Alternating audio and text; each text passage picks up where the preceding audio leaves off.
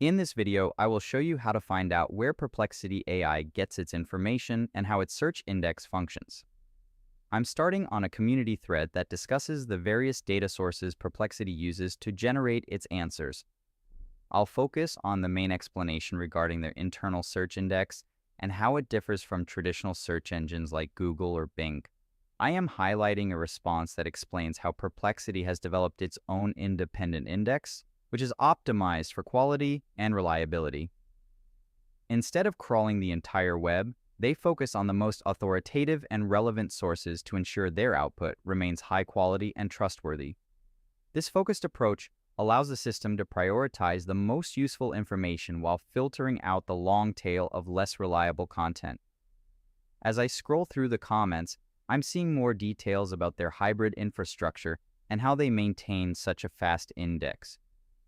While they utilize their own web crawler, they also leverage partnerships with Bing to broaden their search capabilities when needed. If you found this walkthrough helpful, please consider liking the video and subscribing for more quick tips and tutorials.